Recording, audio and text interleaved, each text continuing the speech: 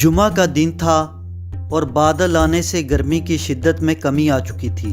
Video बनाने के लिए मुनासिब टाइम था क्योंकि रोज़ा रख के गर्मी में निकलना मुश्किल हो जाता है। दोपहर 1 बजे बहावलपुर से सहराई चोलस्तान का रुख किया तो तकरीबन 30 किलोमीटर का सफ़र तय करने के बाद हम यजमान शहर में मौजूद थे।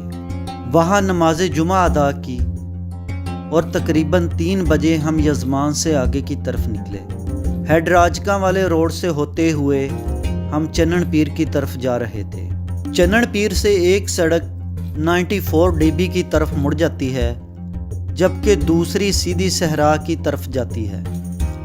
हमने इसी सड़क पर अपना सफ़र जारी रखा तो तकरीबन 1 किलोमीटर के फासले पर यह पक्की सड़क 95 DB की तरफ मुड़ गई जबकि सहरा की तरफ जाने वाली कच्ची सड़क का आगाज़ हो गया। यहाँ से वीरानी शुरू हो गई थी।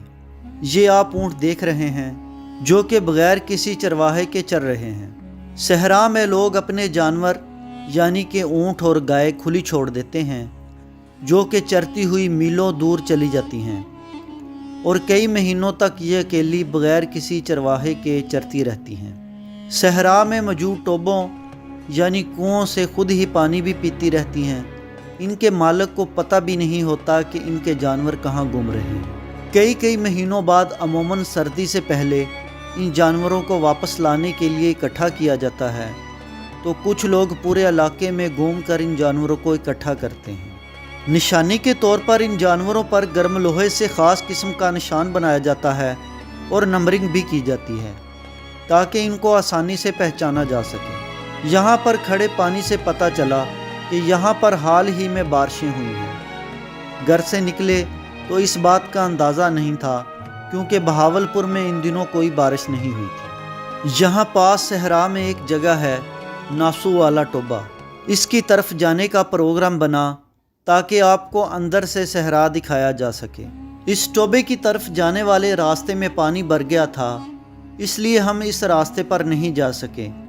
एक मकामी बंदे से पूछने पर मालूम हुआ कि सारे रास्ते पानी से बंद हैं लेकिन एक दूसरा रास्ता है जो कि कोई प्रॉपर रास्ता तो नहीं लेकिन इधर से जाया जा सकता है। हमने अपनी बाइक का रुख उधर को मोड़ दिया।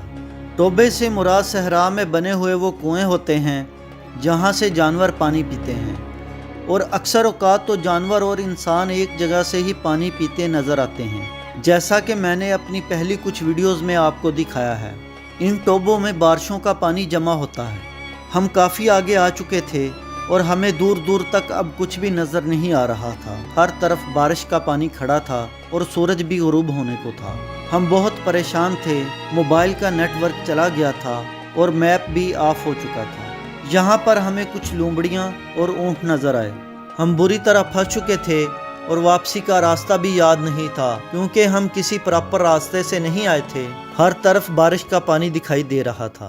हम कहीं गुम ना हो जाएं इसलिए नक्शे का एक खाका जहन में बना रखा था और वो ये था कि सूरज की मदद से हम सिमत यानी शमाल, जनूब, मशरक़ और मगरब का अंदाज़ा लगा सकते थे। अब जिस लोकेशन पर हम मौजूद थे वहाँ से मशरक़ वाली साइड पर वो कच्चा रोड था जहाँ से हम आए थे जो कि तकरीबन 4 से 5 किलोमीटर दूर था। शमाल वाली साइड पर चक 95 DB वाला रोड था जो कि तकरीबन 10 किलोमीटर दूर था। हमारी मगरब वाली साइड पर तकरीबन 30 किलोमीटर के फासले पर किला द्रावड़ था जबकि जनूब वाली साइड पर तकरीबन 100 किलोमीटर से ज़्यादा फासले तक सहरा था। अब मशरक़ और शमाल वाली सिमत हमारे लिए मुवाफिक साबित हो सकती थी।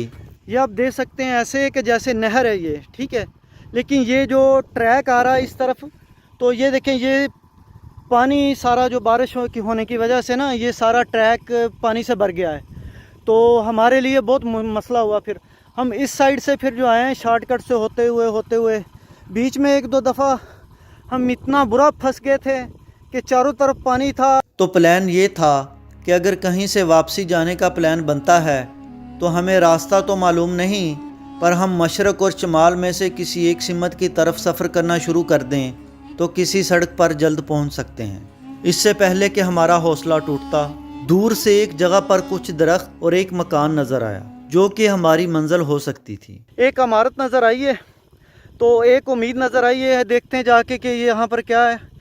मुझे लग रहा है कि हम अपनी मंजिल के बिल्कुल पास हैं। आए आगे चलते हैं, देखते हैं। अल्लाह पाक खैरियत से हमें हमारी मंजिल मकसूद तक पहुँचा दे, आमीन। रोज़े के साथ ये कठिन सफ़र हमारे लिए मुश्किल साबित हो रहा था। ये एक डेरा नुमा जगह थी। वहाँ पहुंचकर हमने सलाम दुआ की तो पता चला कि ये नासू वाले टोबे के साथ किसी ने डेरा बना रखा है। ये सामने आप देख सकते हैं कितना खूबसूरत मड हाउस तैयार किया गया है। सहरा में ज़्यादातर जो घर हैं वो कच्चे बनाए जाते हैं ताकि उनके अंदर का जो टेम्परेचर है वो कम रहे। गर्मियों में सहरा बहुत ज़्यादा तप जाता है, तो घरों के टेम्परेचर कम रखने के लिए उनको कच्चा बनाया जाता है और उनके ऊपर खिप डाली जाती है। खिप बेसिकली सहराई पौधे होते हैं जिनको सुखा के मड हाउस के ऊपर डाला जाता है ताकि इनका दर्जा हरारत कम रह सके। इनमें हवा के लिए रोशनदान भी बनाए जाते हैं। ये खूबसूरत मड हाउस मेहमानों के लिए तैयार किया गया है। इसके अंदर कुछ चारपाइयाँ भी लगाई गई हैं। यहाँ पर बाहर की निस्बत दर्जा हरारत कम होता है। यहाँ सहरा में ज़्यादातर बिजली मौजूद नहीं है, तो बिजली की कमी को पूरा करने के लिए सोलर प्लेटें यूज़ की जाती हैं। इस डेरे पर रखे हुए मुलाजमों ने हमें वेलकम किया और खाने का पूछा। हमारा रोज़ा था तो उन्होंने हमें रेस्ट करने का कहा, लेकिन शाम से पहले हम बहावलपुर वापस पहुंचना चाहते थे, इसलिए रेस्ट करने का इरादा तर्क किया। पूछने पर मालूम हुआ कि ये डेरा अब्दुल खालिक गिल नामी बंदे का है, जिसने यहाँ काफ़ी सारे जानवर सहरा में रखे हुए हैं और यहाँ अगर कोई मुसाफिर गुजरता है तो उसको फ्री खाना और रिहाइश दी जाती है। ये इन लोगों का बहुत अच्छा इक़दाम है। अल्लाह पाक इनको जज़ाए खैर अता फरमाए, आमीन। हम थोड़ी देर यहाँ पर रुके और डेरे का विज़िट किया। ये सुखचैन के जो है ये दरख्त है और ये ऊपर इसके अंगूर की बेल जो है ये चढ़ाई हुई है, आप ये देख सकते हैं। अंगूर भी लगे हुए हैं। ये खूबसूरत मस्जिद बनाई हुई है यहाँ पर।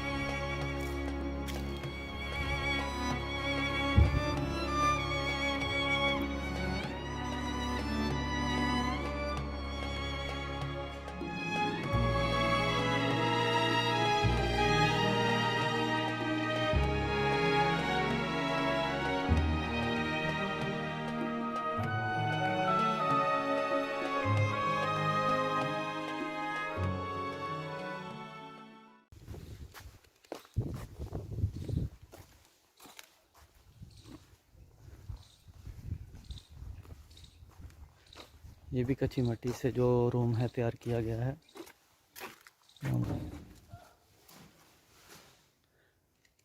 ये नाजरीन आप देख सकते हैं कि मेहमानों के लिए ये चारपाइयाँ लगाई गई हैं। जो भी कोई विज़िटर या मेहमान या यहाँ से जो मुसाफिर है वो यहाँ पे रुकना चाहे रात, तो फ्री ऑफ कास्ट यहाँ पर रुक सकता है। ये कच्ची मिट्टी से कमरा जो है तैयार किया गया है। कोई मुसाफिर रात गुजारना चाहे तो गुजार सकता है।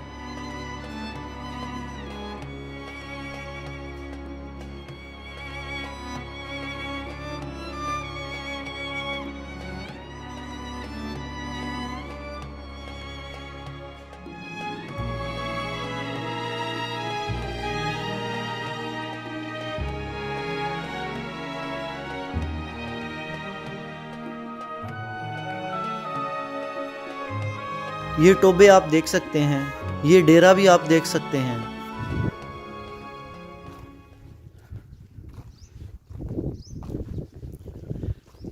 ये सामने आप देख सकते हैं कि कितना ज़्यादा बादल आया हुआ है और ये जो है बहुत ज़्यादा बारिश आने वाली है, इस हिसाब से ये लग रहा है। इंतहाई काले बादल हैं। इससे पहले कि ये बारिश आए और ये जो रास्ते हैं थोड़े बहुत ये भी ब्लॉक हो जाएं, तो हमें यहाँ से निकलना चाहिए।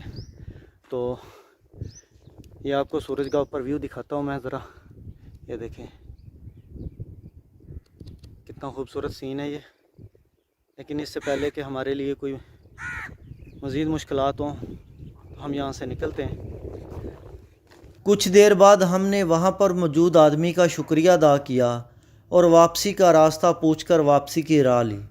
अब भी वापसी का कोई प्रॉपर रास्ता मौजूद नहीं था आप देख सकते हैं कि ये कोई रास्ता नहीं है जहाँ से हम गुज़र रहे हैं। और वही हुआ जिसका हमने प्लान बनाया था।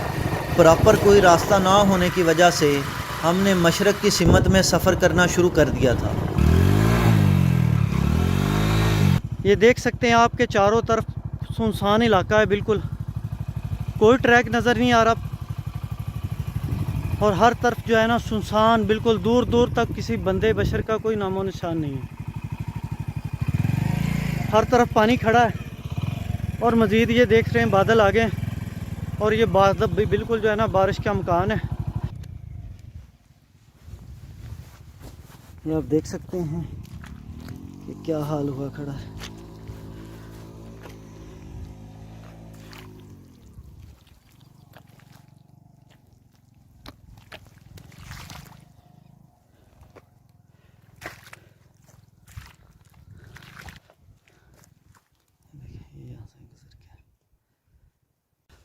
बहुत मुश्किल हो रही है हमें वापसी के सफ़र के लिए भी।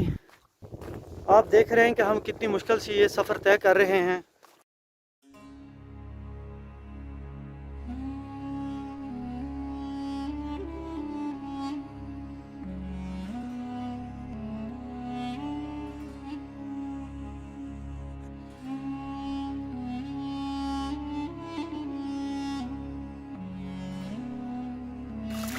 ऐसे ही लग रहा है जैसे कि नहरें यहाँ पर गुजारी गई हैं, लेकिन ये नहरें नहीं हैं, ये बारिश का पानी यहाँ पर खड़ा हुआ है। ये मेरी लाइफ का बहुत बड़ा एडवेंचर था। काफ़ी मुश्किल सफ़र तय करने के बाद हम उस कच्ची सड़क पर मौजूद थे जिस पर से हम आए थे और हमारी गाड़ी अब बहावलपुर की तरफ रवां थी। रास्ते में काफ़ी अंधेरी भी आई और मौसम मज़ीद ख़राब हो गया, लेकिन अफ्तारी से पहले घर पहुँचने का इरादा किया। यजमान में रुककर असर की नमाज अदा की और फिर से घर की तरफ रवां थे। अल्लाह पाक के फजलो करम के साथ हम अफ्तारी के टाइम घर पर पहुंच चुके थे।